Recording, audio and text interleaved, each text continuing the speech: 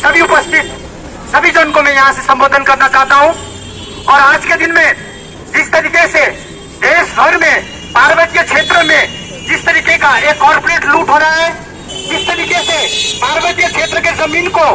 बड़े बड़े कॉर्पोरेट लोग लूटकर अपने बड़े बड़े इंडस्ट्री टूरिज्म के नाम में जिस तरीके से ये जमीन अतिक्रमण का ये श्रृंखला चल रहा है भारत के देश में, ये सब बातें जानते हुए भी हम लोग क्यों अभी तक चुपचाप है। डॉक्टर सोनम वांगचुक जो अभी के इस युग में एक बहुत ही नामी एक एडुकेशनिस्ट है, लद्दाख में पर्यावरण लेकर और विश्व में जिस तरीके का ये पर्यावरण ये चेंज आ रहा है, जिसके वजह से हम लोगों को लास्ट ईयर में टीस्टा जिस तरीके से बांध हुआ, टीस्टा में जिस तरीके से बड़े बड़े एनएचपीसी का डैम की वजह से जिस तरीके से एक बड़ा क्षेत्र वहां पर प्रभावित हुआ है, उस तरीके से लद्दाख में 97% ट्राइबल लोग रहते हैं और इस ट्राइबल लोग के हाथ से जमीन का अधिकार आस्ते आस्ते करके हाथ से चला जा रहा है। 2019 में अगस्त के दिन में जब बीजेपी आरएसएस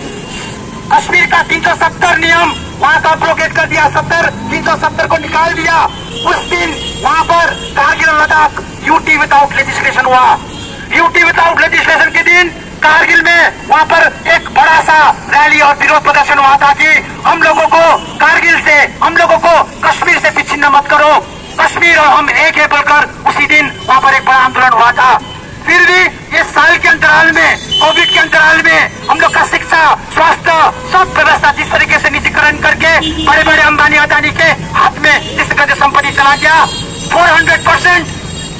अदानी अंबानी का वेल्थ बढ़ा है, अंबानी का कैपिटल 400% इस 2-3 साल में बढ़ा हुआ है, बढ़ गया है। उसी तरह से लद्दाख में भी जमीन हाथ से चला गया।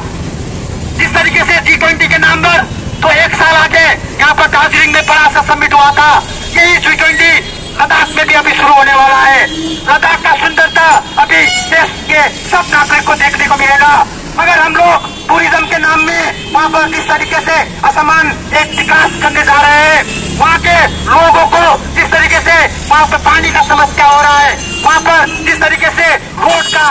लैंडस्लाइड होने की वजह से रोड बंद हो रहे हैं, जिसकी वजह से फ्लाइट के बड़े बड़े टिकट भी इतने महंगे 20,000-30,000 रुपये तक फ्लाइट का टिकट जा रहा है। इसकी वजह से इस तरीके का यह विकास की वजह से वहाँ के लद्दाख और कारगिल के लोग अभी संघर्षरत है।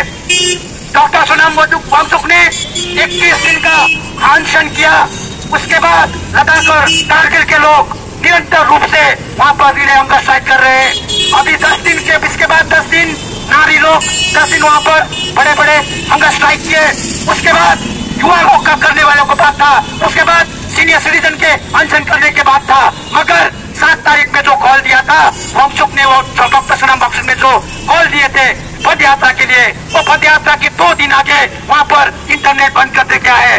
इंटरनेट बंद कर दिया गया है। और 140 धारा लगाकर 4 लोगों से ज्यादा अगर हम लोग यहाँ पर इकट्ठे होते हैं तो वहाँ पर लद्दाख के पुलिस, यूनियन टेरिटरी के पुलिस जो बीजेपी आरएसएस सेंट्रल गवर्नमेंट के हाथ में रहते हैं, ये पुलिस वहाँ पर गिरफ्तार करेंगे। जिस तरीके से विभिन्न लद्दाख के क्षेत्र में जो इस लद्दाख का एक सेपरेट स्टेट के लिए आवाज उठा रहे हैं, लद्दाख के लोगों का सुरक्षा, लद्दाख के जनजाति के संस्कृति का सुरक्षा, जमीन का सुरक्षा, जिस तरीके से ये सुरक्षा लेकर आंदोलन करने जा रहे हैं, ये लोग को भी सरकार बोल रहा है कि तुम लोग को एक बॉन्ड साइन करना होगा, उस बॉन्ड में लिखना होगा कि तुम लोग सरकार के विरुद्ध में आवाज नहीं उठाओगे, अगर ये आवाज तुम लोग उठाओगे तो तुम लोग को गिरफ्तार किया जाएगा। यही बोलकर लद्दाख और कारगिल के जनजाति, लद्दाख और कारगिल के लोगों, जनता का आत्मनिर्णय अधिकार, छुट्टे राज्य, एक अलग राज्य का अधिकार और 6 शेड्यूल का अधिकार और पर्यावरण को बचाने का जो ये संघर्ष चल रहा है, ये संघर्ष को दमन कर बीजेपी आरएसएस इस तरीके से देश को सर्वनाश कर रहा है।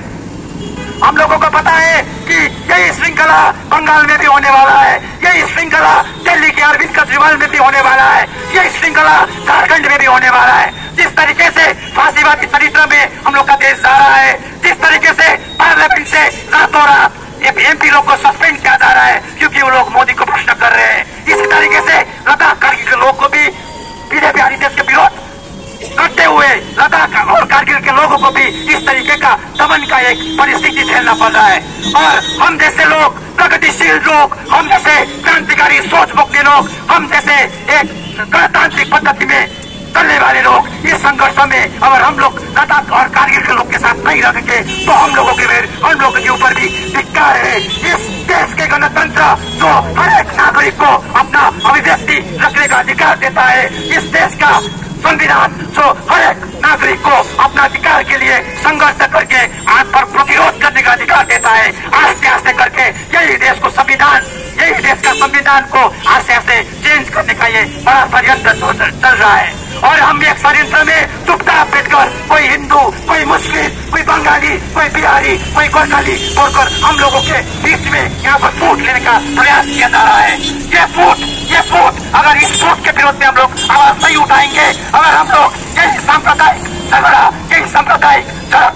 झड़प को ही यहाँ पर समर्थन करते रहेंगे तो एक दिन साथी, एक दिन ये देश गणतंत्र नहीं रहेगा। और ये एक दिन जल्दी आने वाला है और ये एक दिन जल्दी आएगा और वो एक दिन के लिए जिस दिन गणतंत्र यहाँ पर आस्ते आस्ते करके मर जाएगा और फांसीवाद एक व्यवस्था इस देश में आएंगे, तब भी हम लोग ये 20-30 साल यही बैरस मोड़ के सड़क में आकर यही पर आंदोलन करेंगे, यही पर जान देंगे अगर भी जान भी देना है, मगर हम लोग अपने अधिकार के पीछे नहीं हटेंगे, अपने अधिकार के लड़ने के ये संघर्ष जारी रहेंगे और ये जाति संघर्ष करते करते एक दिन हम अवश्य जीतेंगे। यही बोलते हुए मेरा छोटा वक्तव्य यही शेष करता हूँ। इनकलाब जिंदाबाद।